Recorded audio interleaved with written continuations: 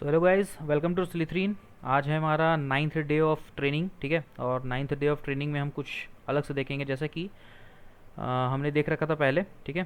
Screen पे देखेंगे directly, ज़्यादा टाइम वेस्ट नहीं करते हुए डायरेक्टली अपने मुद्दे पे बढ़ेंगे, ठीक है। ओके, नैव बार हमने बना रखा था, साथ ही साथ में हमने लास्ट क्लासेस में लैंडिंग पेज बनाई थी, ठीक है। लैंडिंग पेज बनाई थी। ओके, इसके अलावा, ठीक है, लैंडिंग पेज के अलावा ये तो हमारी वर्किंग हो गई है ना।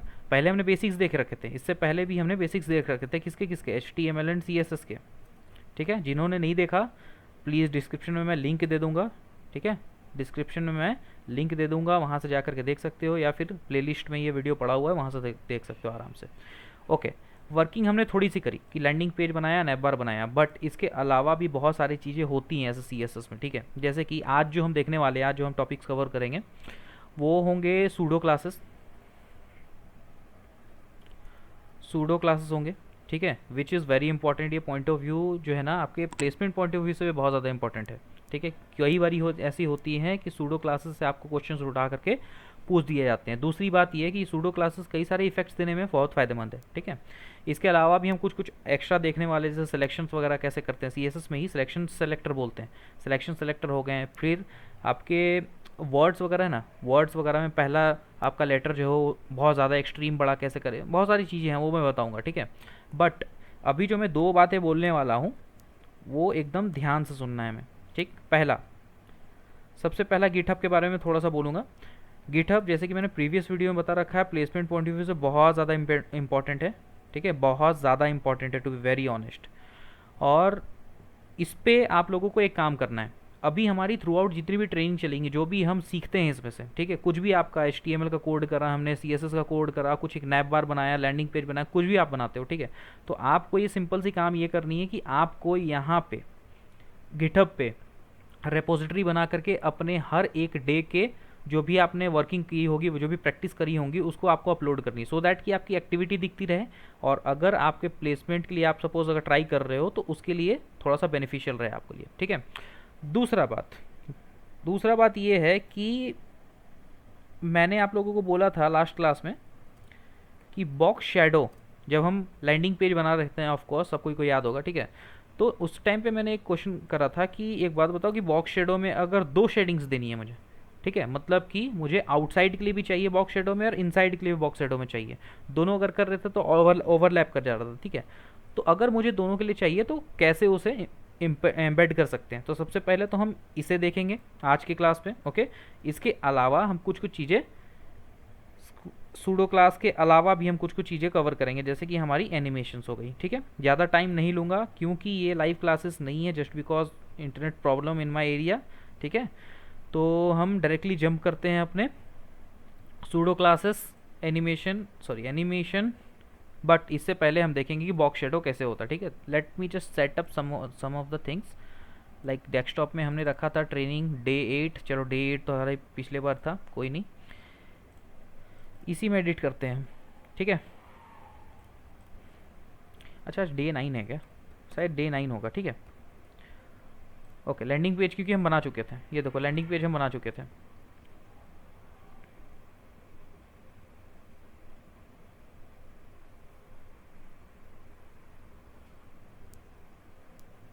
खुल जा सिम सिम, खुल गया सिम सिम, ठीक है। तो this is the landing page we have like design in last class, okay. अब इसमें क्या था, प्रॉब्लम क्या था कि मैंने क्या बोला था, बाहर वाली शेडिंग है, ठीक है। इसी को मैं ओपन करता हूँ अपने VS कोड में भी सो दैट कि हम एडिट कर सकें, उसे देख सकें थोड़ा।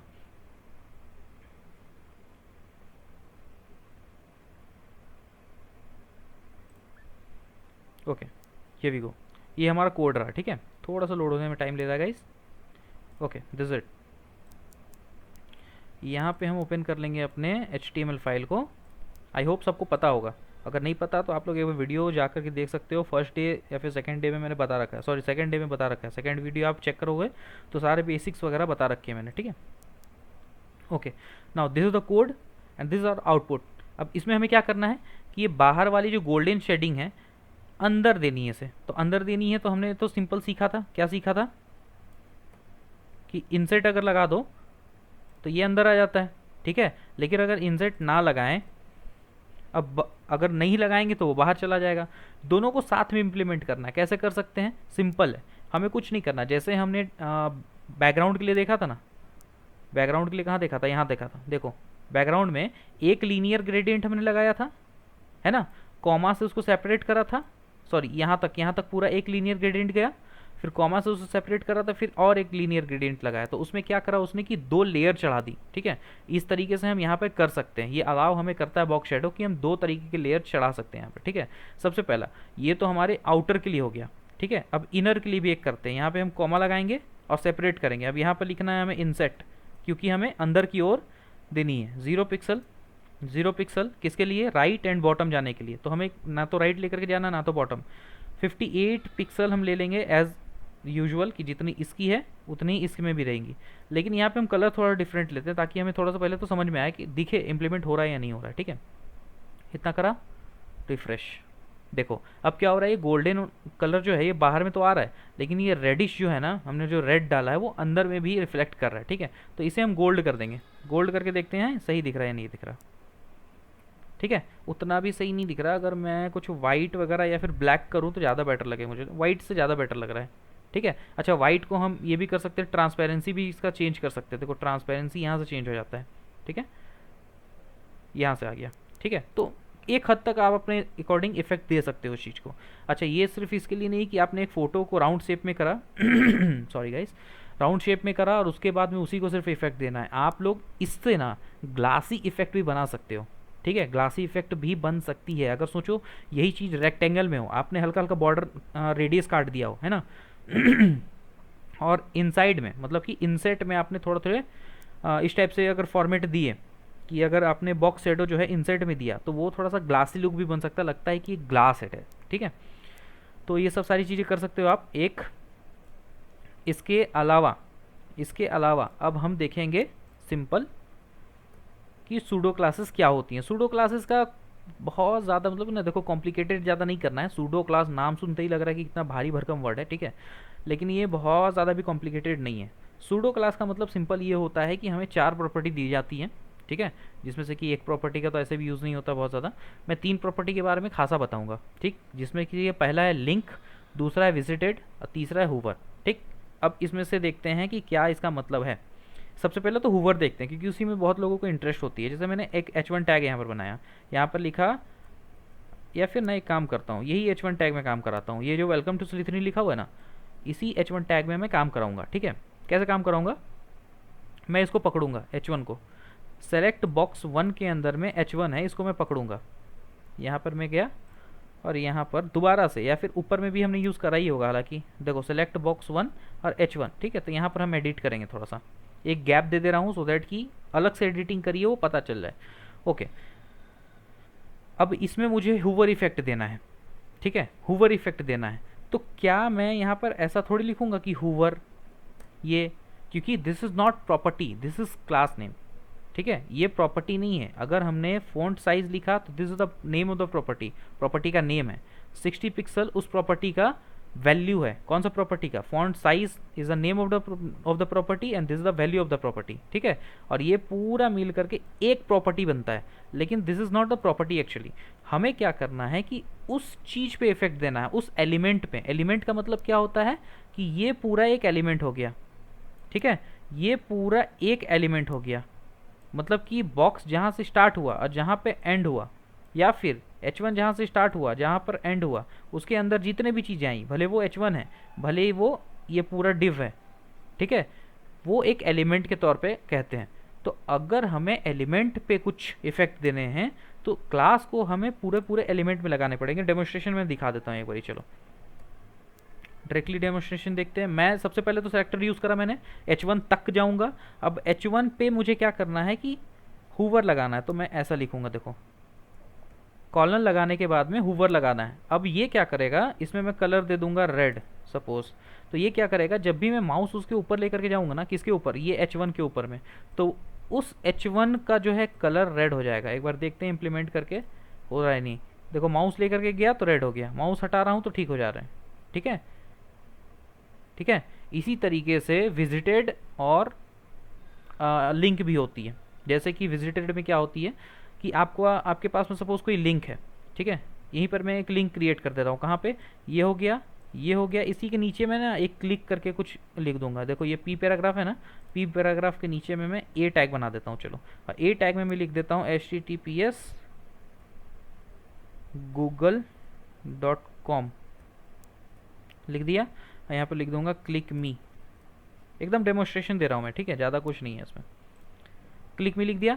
अब इस पर क्लिक करूँगा तो google.com खुल जाएगा, बैक करूँगा तो कोई दिक्कत नहीं। लेकिन यहाँ पर देखना, कलर इसका अभी भी ब्लू है, ठीक है, कलर इसका अभी भी ब्लू है, और क्लिक करने पे रेड हो रहा है। इसका मतलब क्या, क्लिक करने पे रेड हो रहा है। अब एक चीज़ ध्यान देना, अगर मैं लिंक लिखता हूँ, ठीक है, मतलब कि इस ए टैग पे अब हमें सूडो क्लासेस की यूज़ करनी है। मैंने क्या लिखा, सिलेक्शन बॉक्स 1 के अंदर में जो ए टैग है, इसके अंदर और भी ए टैग है क्या, हाँ ये देखो यहाँ पर एक ए टैग है। तो मैं क्या करता हूँ, ज़्यादा बेटर होगा यहाँ पर एक क्लास दे दूंगा ताकि वो स्पेसिफिक एलिमेंट के लिए वर्क करे। ओके, यहाँ पर मैं दे दूंगा क्लिक मी, एंड मी में एम कैपिटल है, ठीक है। ओके, मैं क्या करूँगा यहाँ पे डॉट क्लिक मी। अगर मैं सपोज एक्टिव देता हूँ, तो एक्टिव का मतलब क्या होता है पता है, इसका मतलब होता है कि हमने विजिट कर रखा है, ठीक है, विजिट कर रखा है, विजिटेड, ठीक है। एक्टिव का मतलब क्या हुआ कि हमने विजिट कर रखा है, उस लिंक को मैंने विजिट कर रखा है। और लिंक का मतलब होता है कि विजिट नहीं करा है। मतलब इसी चीज़ को अगर मैं कॉपी करूं और यहाँ पर पेस्ट करूं और यहाँ पर एक्टिव की जगह में क्या लिख दूं, लिंक, तो इसका मतलब क्या है, इसका मतलब है अनविजिटेड, ठीक है, इसका मतलब क्या है, अनविजिटेड। इसका मतलब मैंने अभी तक विजिट नहीं करा। अब इसमें कलर दे देता हूँ मैं, क्या कलर दे देता हूँ मैं कलर दूंगा रेड दूंगा। विजिट नहीं करा है, नहीं करा है इसका मतलब रेड है ना। और अगर विजिट कर गए तो ब्लू हो जाएगा मान लो, या फिर ग्रीन हो जाएगा, चलो, है ना।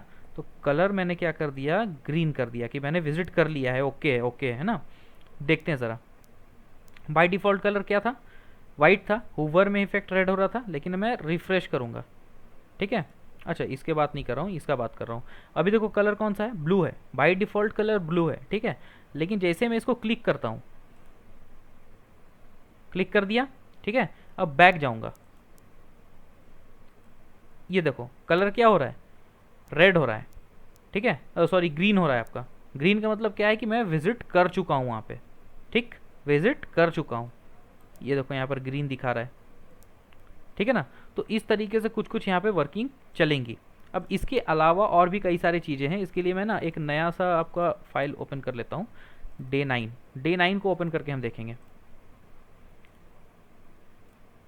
देखो सूडो क्लास बहुत ज़्यादा वास्ट चीज़ भी नहीं होगा, है ना। इसमें एक जो सबसे मेजर होता है वो है हूवर आपका, जो कि हूवर आपका क्या करता है कि माउस जब ओवर लेकर के जाओगे, माउस किसी भी चीज़ के ऊपर में लेकर के जाते हो, तो उसमें आपको एक अलग से लुक मिल जाता है। उसको आप बड़ा कर सकते हो, छोटा कर सकते हो, ठीक है।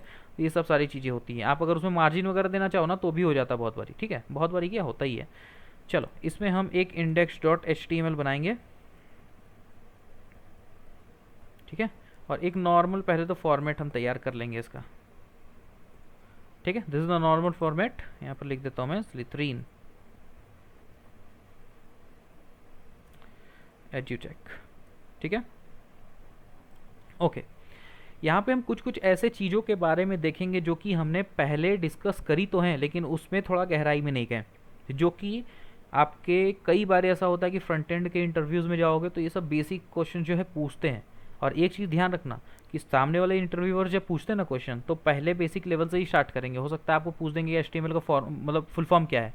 अगर आपको HTML में मतलब अच्छी खासी जानकारी है, आप HTML कर लेते हो, बहुत बड़ी लैंग्वेज भी नहीं होती है ना HTML, कोई भी करता है। अच्छा लोग, मतलब कि जो लोग भी इंजीनियरिंग में आ रहे हैं ना अभी, HTML तो कर ही रहे हैं, ठीक है। भले आप BTech कर रहे हो, BCA कर रहे हो, वॉट एवर इट में भी, ठीक है। तो उस पर जो है आपका HTML होता ही है। लेकिन अगर आपने HTML का फुल फॉर्म नहीं बताया तो सामने वाला डायरेक्ट बोलेगा कि भैया आपको तो नहीं आता, आपको फुल फॉर्म नहीं आता तो आगे क्या आएगा, ठीक है। तो वहीं पर इंटरव्यू कहीं ना कहीं क्लोज करता है, ठीक। वैसे ही कुछ कुछ ऐसे चीज़ें होते हैं जो कि हमें दिखते तो हैं, लेकिन हम जब उसके क्वेश्चन टैकल करेंगे ना, तो दिक्कत हो जाएंगी। जैसे कि यू एल एल आई, हम सभी जानते हैं यू एल एल आई के बारे में कि क्या होती है, ठीक है, अनऑर्डर्ड लिस्ट होती है बेसिकली। यू एल जो है अनऑर्डर्ड लिस्ट होती है। अब मैं एल आई को क्या करता हूँ, 4 बना देता हूँ ऐसा, और यहाँ पर लिखता हूँ 1 2 3 4 5, ठीक है, 1 2 3 4 5 मैंने बना दिया। अब इसको मैं ओपन कर देता हूँ, देखते हैं क्या रिजल्ट आता है सबसे पहले तो, ठीक है। ये इस तरीके से रिजल्ट आ रहा है। अब एक बात बताओ ज़रा, 1 2 3 4 5 जो मैंने लिखा हुआ है वो क्या एक इंडिविजुअल टैग है? नहीं है ना, ये सारा जो है वो एक टैग के अंदर में ही आ रहा है, ठीक है। एक बार इसे इंस्पेक्ट करके देखो, ये देखो सारा जो है ये एक इंडिविजुअल टैग के अंदर में आ रहा है। इसका मतलब क्या है, इसका मतलब क्या है कि बाय डिफ़ॉल्ट इसमें बी आर टैग पड़ रही है, बाय डिफ़ॉल्ट ये अपना लाइन चेंज कर रहा है, ठीक है। तो अगर मैं चाहता हूँ कि इसको एक लाइन में लेकर के आऊँ, तो यहाँ पर ना, यहाँ पर मैं फालतू में, यहाँ पे मैं फालतू में वो नहीं लगाऊंगा कि यार हाँ डिस्प्ले पेरेंट और चाइल्ड वाला कॉन्सेप्ट नहीं लगाऊंगा डिस्प्ले फ्लैग्स का, ठीक है। यहाँ पर मैं सिंपल सा कॉन्सेप्ट लगाऊंगा डिस्प्ले इनलाइन का। इनलाइन ब्लॉक जो होती है ना, इस पे होती है। जैसे कि देखो यहाँ यहीं पे मैं एक स्टाइल बना करके चेक करता हूँ, देखो, ठीक है। मैंने क्या लिखा, यू एल लिखा, यू एल में मैंने लिखा डिस्प्ले इनलाइन ब्लॉक। ये क्या करेगा, कुछ नहीं करने वाला। लेकिन अगर मैं एक इंडिविजुअल को पकड़ूं जिसका कि विड्थ जो है वो 100% नहीं है, एक बात समझने की कोशिश करना, अगर मैं यहाँ पर साथ साथ में एक डिव लिख रहा हूँ, जो समझाने की कोशिश कर रहा हूँ एक बार समझना, ठीक है। डिव लिख रहा हूँ, डिव लिखने के बाद में यहाँ पर सिर्फ लिखता हूँ हेलो, ठीक है, और उसके बाद में एक और लाइन छोड़ करके मैं लिखता हूँ स्लिथरीन। तो इसमें क्या होगा पता है क्या होगा, हेलो एक अलग लाइन में आ रहा है, स्लिथरीन एक अलग लाइन में आ रहा है। क्यों ऐसा हो रहा है, क्योंकि हेलो जो है ना वो मैंने डिव में लिखा हुआ है, और डिव क्या करता है कि 100% विड्थ पूरा ले लेता है, पूरा विड्थ 100% ले लेता है, ठीक है। इसको इंस्पेक्ट करके भी आप देख सकते हो, देखो देखो ये पकड़ा मैंने, ये देखो पूरा विड्थ लिया हुआ है, ठीक है, ये पूरा विड्थ लिया हुआ है। लेकिन अगर मैं यहाँ पे जा रहा हूँ इस टेक्स्ट पे, तो वो स्पेसिफिक टेक्स्ट जो है ना वो पूरा विड्थ नहीं लिया हुआ, उसके ऊपर में जो यूएल है ना, उसके ऊपर में जो यूएल है वो पूरा टेक्स्ट लिया हुआ है, पूरा का पूरा वो पकड़ा हुआ है, ठीक है। तो मैं क्या करना चाह रहा हूँ, 1 2 3 4 5 है ना, इसको मैं अगर डिस्प्ले इनलाइन दे दूँ तो वो क्या करेगा, ये जो अननेसेसरी जो लाइन चेंज करा है इसने वो छोड़ देगा। जैसे कि अगर मैं यूएल के जगह पे एल आई लिखता हूँ, हर एक एल आई में ये इम्प्लीमेंट होगा, जितने भी एल आई लिखे हुए हैं, लिस्ट आइटम लिखे हुए हैं, लिस्ट आइटम के टैग हैं, हर एक में इम्प्लीमेंट होगा। अब ये देखो क्या होगा, अब ये एक लाइन पे आ गया, ठीक है। तो कई बारी क्या होता है ना, नैवबार जब आप बनाते हो तो नैवबार में इसी तरीके से इम्प्लीमेंट किए जाते हैं। जो मैंने पहले बताया था ना कि स्पैन वगैरह करते हैं, स्पैन वगैरह मैंने सिर्फ इसलिए बताया था कि ताकि आप लोगों को समझ में आ सके, ठीक है।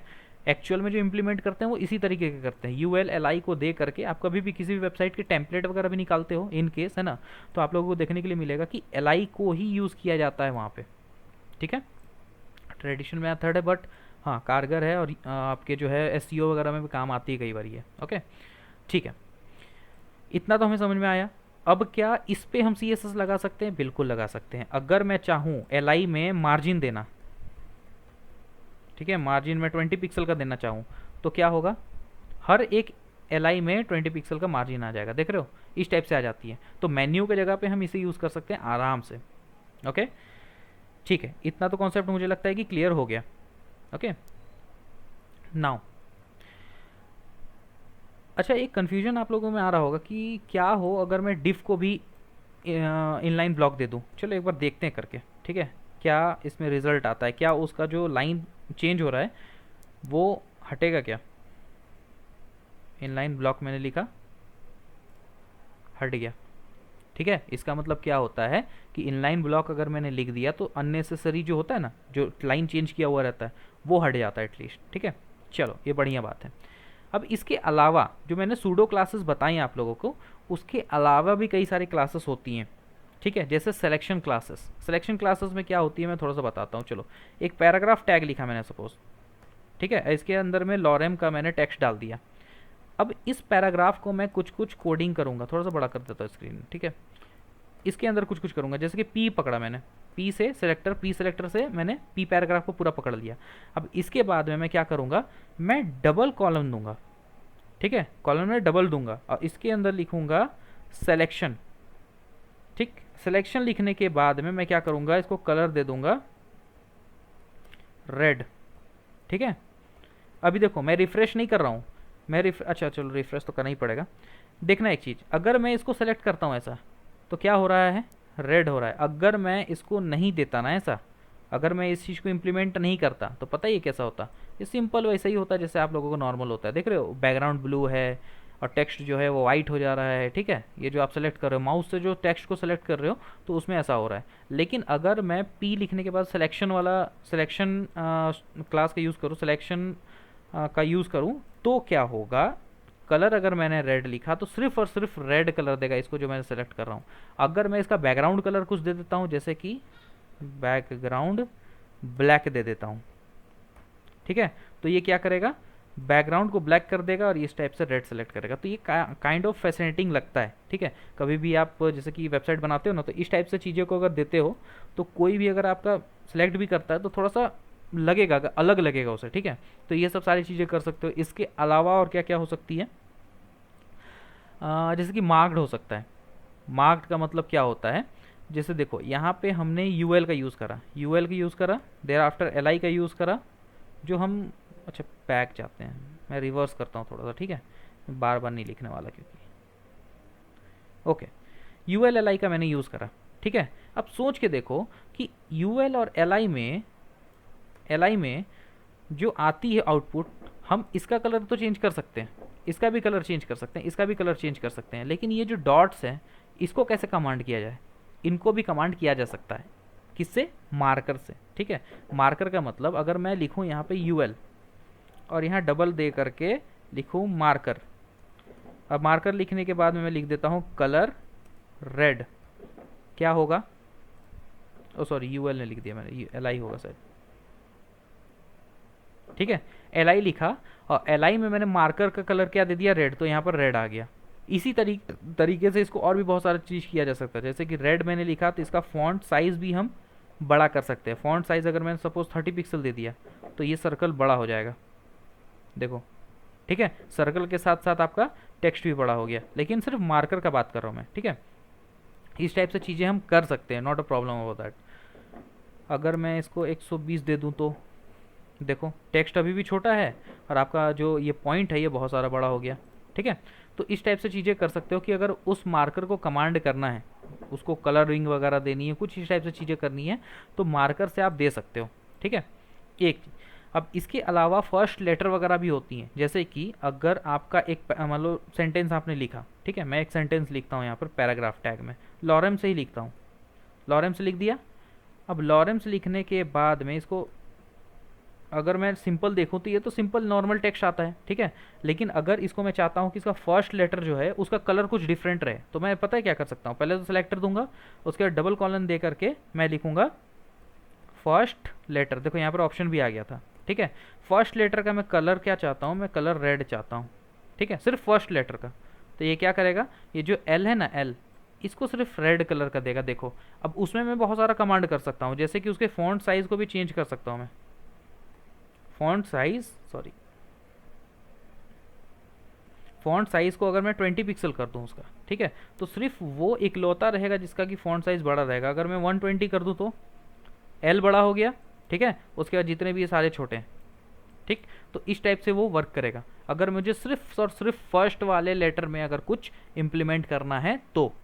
ओके, इसके अलावा और क्या देख सकते हैं, फर्स्ट लाइन का भी देख सकते हैं। जैसे मैंने फर्स्ट लेटर लिखा तो फर्स्ट लाइन अगर मैं लिख दूं तो क्या होगा, ये जो पहला लाइन है ना, उसका कलर चेंज करेगा। अब मैं अगर इसका टेक्स्ट थोड़ा सा छोटा करूंगा ना, तो टेक्स्ट छोटा करूंगा तो फर्स्ट लाइन में ज़्यादा चीज़ें आ पाएंगी।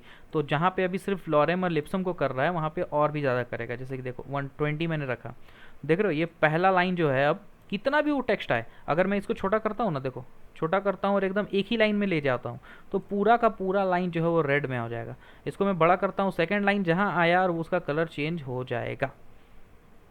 ठीक है, इतना कॉन्सेप्ट होपफुली आप लोगों को क्लियर होगा। अब जो बताने का मोटो है अब ये रहेगा कि बिफोर एंड आफ्टर का भी, ये जो सेलेक्टर है ना, डबल सेलेक्टर काइंड ऑफ बोल सकते हो, ठीक है। ये this is not pseudo, pseudo आपका तब होगा जब सिंगल कॉलम लगता है, ये सेलेक्टर है एक्चुअली, है ना, काइंड ऑफ सेलेक्टर है।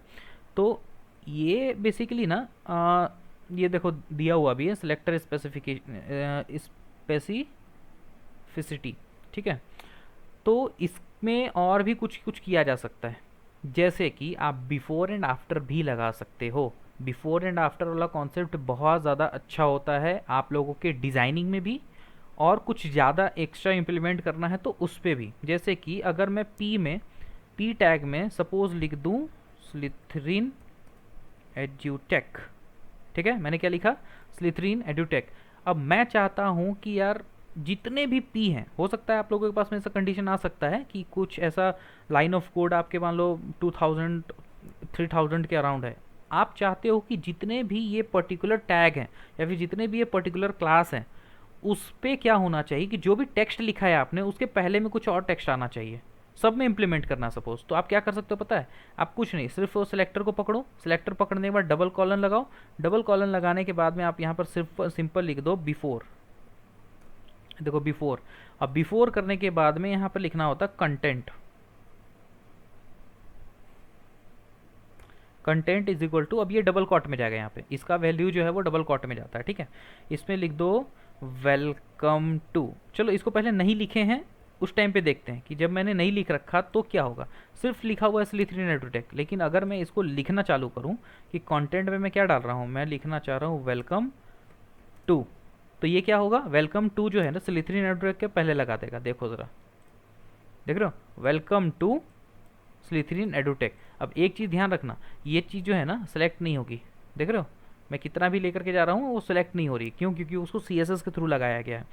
इसी पे हम और भी कई सारे एक्सपेरिमेंट कर सकते हैं, जैसे कि अगर स्लिथरिन और एड्यूटेक के पहले में या फिर बाद में मुझे कुछ लाइंस चाहिए, कई बार ऐसी होती हैं कि हमें ना लाइंस लगा करके ना बड़ा अच्छा फैसिनेटिंग उसको बना सकते हैं। जैसे कि अगर मैं बिफोर में करूँ कि कंटेंट कुछ नहीं रहेगा भाई साहब, कंटेंट क्या रहेगा, कुछ नहीं होगा, लेकिन इसमें हाइट रहेगा, मतलब एक विर्थ रहेगा, एक लाइन बनाना है ना मेरे को, पतला सा लाइन बनाना है, तो विर्थ मैंने रख दिया सपोज 200 पिक्सल का, और हाइट मैंने रख दिया 10 पिक्सल का, पतला सा एकदम लाइन बनाना है। और बैकग्राउंड कलर दे देता हूँ सो दैट कि मुझे विजिबल हो, रेड दे देता हूँ, ठीक है। देखते हैं सबसे पहले तो ये आ रहा है नहीं आ रहा है, नहीं आ रहा है, लेकिन जैसे ही कंटेंट के अंदर मैं कुछ लिखूंगा ये विजिबल हो जाएगा, ठीक है, विजिबल हो जाएगा। क्यों हो रहा है, रीज़न है, चलो क्या रीज़न है वो देखते हैं थोड़ा सा। रीज़न ये है कि बैकग्राउंड कलर वगैरह हमने सब चीज़ दे रखा है, ठीक है, लेकिन जहाँ तक मुझे लग रहा है ना कि ये कुछ ना कुछ छोड़ रहा है। अच्छा, अब इस टाइप से कंडीशन अगर आते हैं तो आप लोग चेक भी कर सकते हो, कैसे चेक कर सकते हो वो देखो, मैंने कंटेंट में कुछ नहीं लिख रखा, ठीक है, विड्थ दे रखा है, हाइट दे रखा है, बैकग्राउंड कलर दे रखा है। अब मुझे यहाँ पर प्रॉब्लम आ रही है कि भाई कुछ आ ही नहीं रहा, कैसे चेक करूँ मैं कुछ नहीं करूँगा, डायरेक्टली इंस्पेक्ट में जाऊँगा। ये सब ट्रिक्स होते हैं, ठीक है, कि अगर आप लोगों को प्रॉब्लम आ रही है तो कैसे चेक कर सकते हो। पी के अंदर गया, यहाँ पर देखो बिफोर लिखा हुआ है, ठीक, बिफोर लिखा हुआ है और यहाँ स्लिथरिन लिखा हुआ है, मतलब बिफोर में ये सारी प्रॉपर्टी तो लग रखी है, लेकिन इसमें कुछ कुछ दिक्कतें आ रही हैं।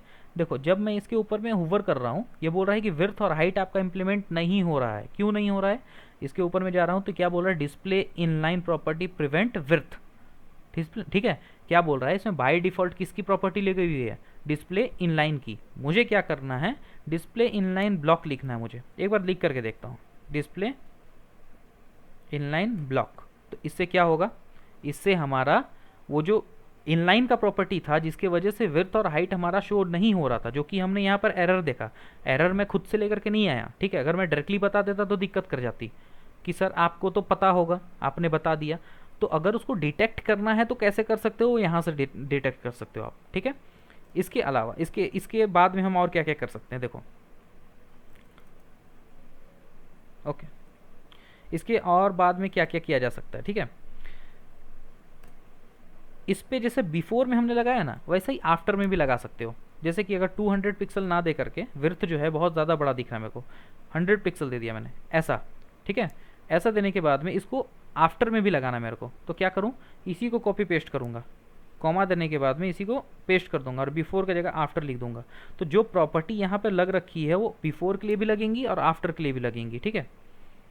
देखो ये आ गया। अब इसके अंदर कुछ कंटेंट लिखोगे तो वो ज़्यादा इफेक्टिव लगेगा, लगेगा कि हाँ यार ये हेडर है, ठीक है। और इसके अंदर जितने भी कंटेंट आएंगे वो अच्छे से आएंगे। जैसे कि पी लगाया मैंने, इसके बाद में अगर मैं H3 लगा करके लॉरेम लिम्सम कोड लिख दूँ, अच्छा H3 कुछ ज़्यादा ही हो गया, H3 ना लगा करके मैं क्या करता हूँ, पी टैग में ही रखता हूँ, ठीक है। और लॉरेम का कुछ चीज़ें लिख देता हूँ यहाँ पे, अच्छा यहाँ पर ठीक है। चलो इसमें स्पैन टैग लगा देते हैं, क्योंकि ऊपर में जो हमने सेलेक्टर यूज़ कर रखा है वो पी यूज़ कर रखा है, तो वो दोनों के लिए इम्प्लीमेंट हो रही है। स्पैन लगा दिया। ये देखो अब ये ना थोड़ा थोड़ा ठीक लग रहा है कि यार हाँ चलो ये जो है एज एन टाइटल हमारे सामने में आ रहा है, ठीक है। अब इसे और भी इफेक्ट दिया जा सकता है, बहुत सारे इफेक्ट दिए जा सकते हैं, ठीक है। जैसे कि अगर मुझे ये नहीं चाहिए, मुझे बॉर्डर चाहिए, ठीक है। देखो ज़रा यहाँ पर मैंने क्या लिखा, बॉर्डर, एक मैं अपनी तरफ से बता रहा हूँ, ठीक है। बॉर्डर मैंने दिया 3 पिक्सल का थिकनेस होगा, उसका सॉलिड होगा और उसके साथ साथ ब्लैक होगा, ठीक। ये क्या करेगा, इनको और इनको एक बॉर्डर दे देगा जो कि 2 पिक्सल की होंगी, आ रही है, ठीक है। मैं क्या चाहता हूँ, ये रेड वाला पार्ट हट जाए, सिर्फ ब्लैक वाला रहे मेरे पास में, ओके। रेड वाला पार्ट हटाना है तो हमें क्या करना पड़ेगा, हाइट जो है वो 0 कर दूँ, हाइट जो है वो 0 कर देता हूँ, ठीक है। हट गया, पूरा पूरा हट गया। अब एक काम कर सकता हूँ कि ये अब ब्लैक वाला बचा वो क्या है, बॉर्डर है एक्चुअली। तो बॉर्डर को क्या मैं सॉलिड ना लिख करके डबल लिख दूँ, क्या होगा, कुछ इस तरीके से आएगा। और वो जो रेड है ना, रेड, उसको मैं वाइट कर देता हूँ, देखो खतरनाक लगेगा, ठीक है। अब ये जो है एक अलग सा इफेक्ट दे रहा है कि भाई इस टाइप से कुछ है जो कि लेफ्ट साइड में और राइट साइड में हमने कुछ अपना ही एक एम्बेड करके बना दिया, ठीक है। इसी चीज़ को हम डबल ना लिख करके डॉटेड लिखे तो, ठीक है। अब एक और चीज़ किया जा सकता है, डॉटेड मैंने लिखा है तो ऊपर का और नीचे का दोनों का बॉर्डर दिख रहा है। मुझे क्या करना है कि राइट का बॉर्डर, लेफ्ट का बॉर्डर और बॉटम का बॉर्डर जो है वो हटा देना है। मुझे सिर्फ टॉप का बॉर्डर रखना है, ठीक है। मुझे सिर्फ टॉप का बॉर्डर रखना है, ये ऊपर वाला बॉर्डर रखना है बस मेरे को। मैं क्या करूँगा, बॉर्डर टॉप, सिर्फ और सिर्फ बॉर्डर टॉप में ये प्रॉपर्टी लगेंगी, बाकी लेफ्ट राइट और बॉटम में वो प्रॉपर्टी नहीं लगेंगी। ये देखो इस तरीके से कुछ आ गया हमारा, ठीक है। या फिर अगर मैं बॉटम लिखूं तो क्या होगा, तो भी वही हो रहा है क्योंकि लाइन एक में ही एडजस्ट कर दिया उसने, ठीक है। अब इसको अगर थोड़ा बहुत हाइट भी दे दूँ ना मैं, जैसे 10 पिक्सल अगर हाइट दे दूँ, अच्छा ये उठेगा नहीं, चलो कोई नहीं।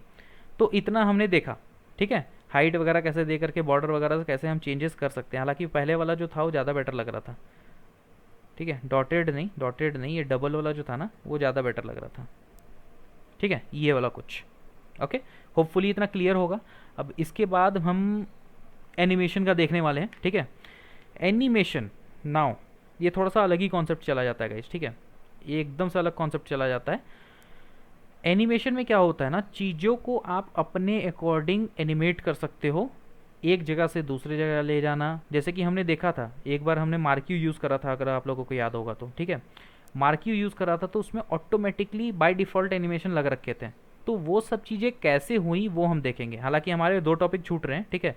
पहला एक एनिमेशन है और दूसरा एक और टॉपिक है जो कि है हमारी मीडिया क्वेरी, ठीक है।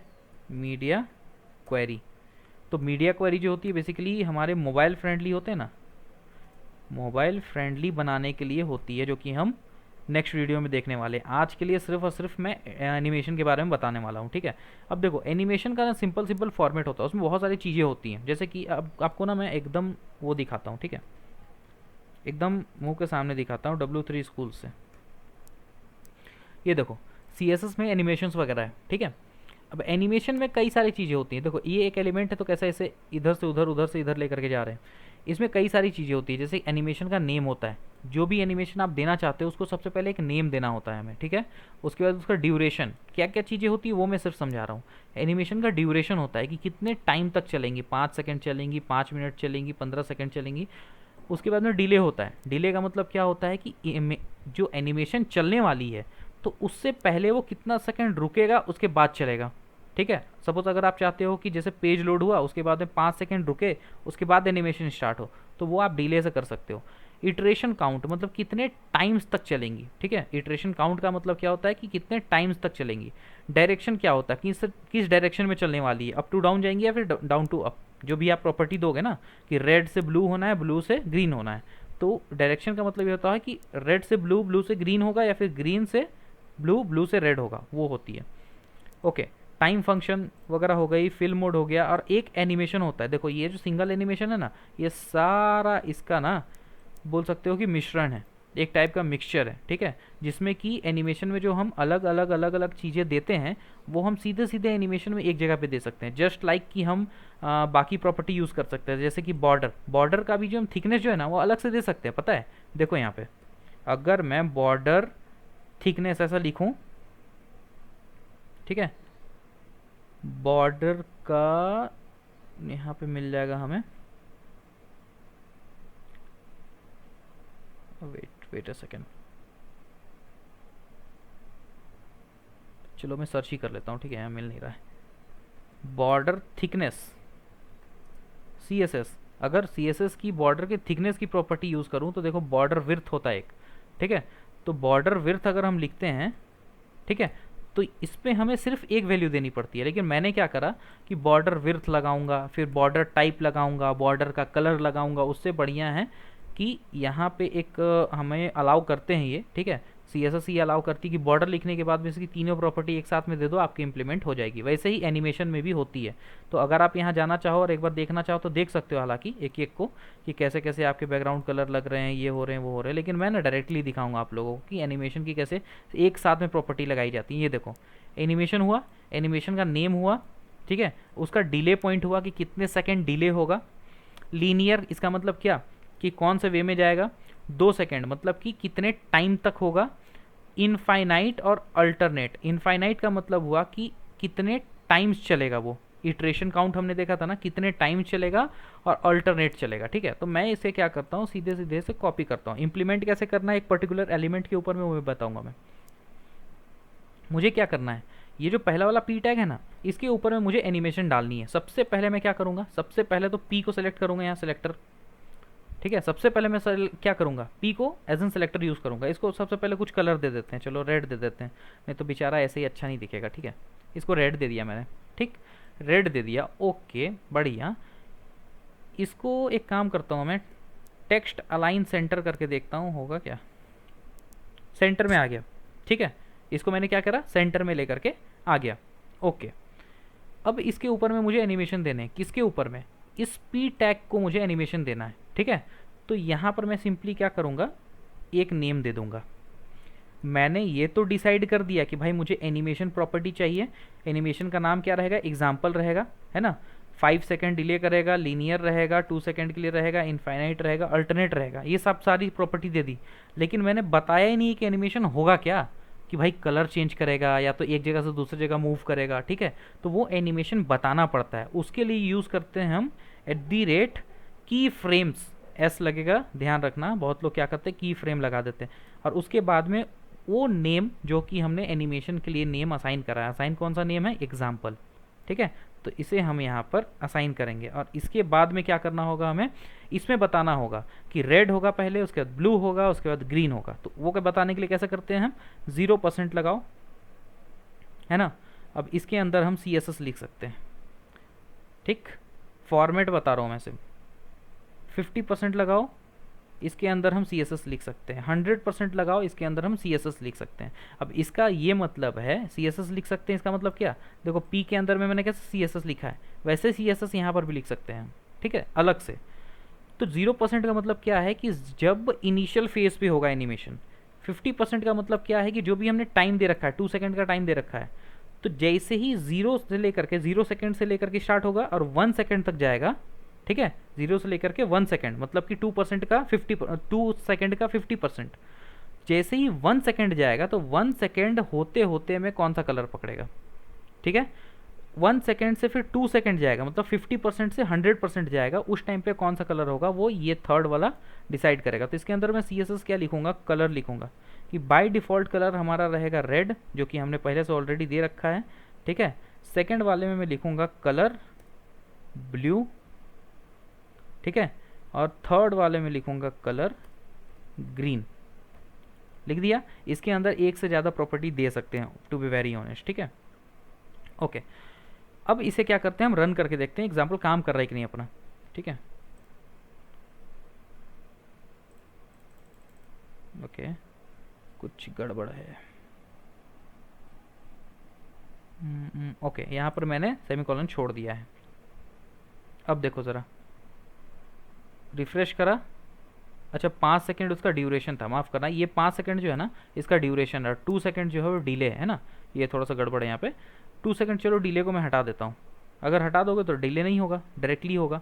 अब देखो इसे मैं जूम कर रहा हूँ थोड़ा, ठीक है, ग्रीन हो रहा है, ठीक। एक बार रिफ्रेश करता हूँ, रेड है, रेड से 1 सेकंड में ब्लू हुआ, दूसरे सेकंड में ग्रीन होगा, हो गया green, blue, red, blue, green, green से फिर रिवर्स जा रहा है, देखो ब्लू जा रहा है, ठीक है, ये क्या हो रहा है, रिवर्स जा रहा है, रेड आया, ब्लू हुआ, ग्रीन हुआ, ग्रीन के बाद में डायरेक्ट रेड में जंप नहीं कर रहा, ग्रीन के बाद में ब्लू में आ रहा है, फिर रेड में आ रहा है। मतलब कि हायरार्की कैसे चल रही है, यहाँ से यहाँ आया फिर वापस गया, यहाँ आया वापस गया, इसी को बोलते हैं अल्टरनेट। अगर मैं अल्टरनेट नहीं लगाया होता तो ग्रीन में आने के बाद में सीधे सीधे रेड में जंप करता हुआ, ठीक है। एक बार हटा करके दिखा देता हूँ मैं, देखो ये आया ब्लू है ना, इसके बाद में ग्रीन, और ग्रीन के बाद में डायरेक्ट रेड, देखो रेड में जंप करा, वो बिफोर नहीं गया, ठीक है। इसलिए मुझे अल्टरनेट यहाँ पर लगाना हुआ, सो दैट कि ये अल्टरनेटिवली काम करे। एक बार रेड से ब्लू, ब्लू से ग्रीन, तो ग्रीन से फिर वो ब्लू में जंप करे, फिर ब्लू से फिर रेड में जाए, ठीक है। इसमें आप भी और भी कई सारी चीज़ कर सकते हो, जैसे कि इसमें अगर मैंने मान लो मार्जिन दिया, मार्जिन लेफ्ट दिया 0 पिक्सल, ध्यान से देखना, एक प्रॉपर्टी ऑलरेडी दे चुका हूँ, दूसरी प्रॉपर्टी दे रहा हूँ, मार्जिन लेफ्ट कितना है 0 पिक्सल, कॉपी करा, यहाँ पर पेस्ट करा। अब यहाँ पे मार्जिन लेफ्ट कितना रखूँगा मैं, सपोज 100 पिक्सल रखूँगा, ठीक है। लेफ्ट से मार्जिन 100 पिक्सल, मतलब बॉक्स जो होगा वो राइट की ओर जाएगा, ठीक है। और अगेन यहाँ पे फिर से मैं क्या करूँगा, 0 पिक्सल दे दूंगा। इसका मतलब क्या कि 0 पिक्सल पहले था, मतलब कि एक बॉक्स अपनी जगह पे था, उसके बाद 100 पिक्सल हुआ, मतलब कि 100 पिक्सल इधर जाएगा, राइट में जाएगा बॉक्स, क्योंकि लेफ्ट में मैंने वो लगा रखा है, मार्जिन लगा रखा है। उसके बाद फिर से मैं बोल रहा हूँ कि मार्जिन को लेफ्ट से 0 पिक्सल कर दो, मतलब कि वो फिर से 100 पिक्सल से फिर 0 पिक्सल आ जाएगा मार्जिन उसका, ठीक है। तो ये क्या होगा, लेफ्ट से ये राइट में जाएगा, देखो मूव कर रहा है, ठीक है, उसके बाद में लेफ्ट में आएगा, हो रहा है, ठीक है। तो इस तरीके से हम एनिमेशन को काम करा सकते हैं। इसमें और भी कई सारी चीज़ें हो सकती हैं, जैसे कि एक ना आपके स्क्यू भी से भी बढ़ते हैं, रुको एक बार ना मैं देख लेता हूँ, ठीक है। स्केल अप होती है CSS में, स्केल प्रॉपर्टी होती है, ठीक है। स्केल प्रॉपर्टी क्या करेगी आपकी, कि चीज़ों को बड़ी करने में मदद करती है। जैसे कि अगर मैं इसको क्या करूं, मार्जिन ना दूं, मैं मार्जिन ना दे करके मैं स्केल दे दूं, ठीक है। स्केल में कितना दूं, यहाँ पे 1, ठीक, और यहाँ पे स्केल दे दूं 2। इसका मतलब क्या है, स्केल का मतलब क्या है कि जो भी उसका साइज होगा, जो भी आपने एलिमेंट चूज कर रखा है ना, उसका साइज जो होगा, अगर मैं 2 दे देता हूँ तो बड़ा हो जाएगा, मतलब कि डबल साइज का हो जाएगा वो। Scale 2 and then scale again 1 देता हूँ इसको, ठीक है, ताकि जो बड़ा हो तो बड़ा होने के बाद में फिर से नॉर्मल साइज़ का हो वो। ये देखो डबल हो गया इसका साइज़, फिर ऐसा हो रहा है, ठीक है। और ध्यान देना, एक चीज़ ध्यान देना, स्केल अप 2 कब होगा पता है, जब वो पूरा ब्लू होने लग जाएगा ना, तब स्केल 2 होता है। तो ध्यान दो, रेड से जब ब्लू होता है तो उसी टाइम पे बड़ा होता है, और ब्लू से जब ग्रीन होने लगता है तो उस टाइम पे छोटा होता है। क्यों, क्योंकि मैंने 2 से लेकर के फिर यहाँ पर 1 दिया है, तो 2 से 1 जब ट्रेवल करेगा तो उस टाइम पे छोटा होगा, ठीक है। देखो रेड से ब्लू हो रहा है तब बड़ा हो रहा है, अब ब्लू से ग्रीन होगा तब छोटा होगा, हो रहा है ग्रीन, ठीक है। तो इस टाइप से आती हैं ठीक है गाइस। सो होपफुली इतना आप लोगों को क्लियर होगा कि एनिमेशंस वगैरह कैसे करते हैं, सूडो क्लासेस कैसे होती है, डिस्प्ले इनलाइन कैसे होती है, ठीक है। और भी कई सारी चीज़ें हैं जो हम नेक्स्ट क्लास में देखेंगे, मीडिया क्वेरी वगैरह के बारे में, प्लस एनिमेशन के बारे में भी कुछ कुछ मैं चीज़ें बताऊंगा जो कि इसमें बहुत ज़्यादा इफेक्टिव होंगी, ठीक है। Okay, so this is it for today. Actually animations वगैरह ट्राई करना आप लोग, बाकी जितने भी कोड्स हैं, जो भी ये सब कोड्स हैं ना, डे 9 का आज का, ठीक है, तो वो मैं आप लोगों को गिटहब में एक बार अपलोड कर दूंगा। हालांकि अगर आप लोगों को गिटहब में जाना है तो this is the link, github आपका जो लिंक है हमारा ऑफिशियल स्लिथरीन का वो ये रहेगा, ठीक है। This is the profile link of Slytherin. अब यहाँ पे सभी सभी चीज़ें आपकी हो जाएंगी, रेपोजिटरी में आपको सभी मटेरियल यहाँ पे मिल जाएंगे जो भी होंगे, ठीक है। तो आप अकॉर्डिंगली यहाँ पर देख करके अपना मटेरियल जो है उठा सकते हो, या फिर आप जो भी प्रैक्टिस करते हो उसको अपना डेफिनेटली गिटहब में ज़रूर से डालना, ठीक है। सो मिलते हैं हम नेक्स्ट क्लास पे, तब तक के लिए keep practice and keep learning guys. Okay, thank you so much.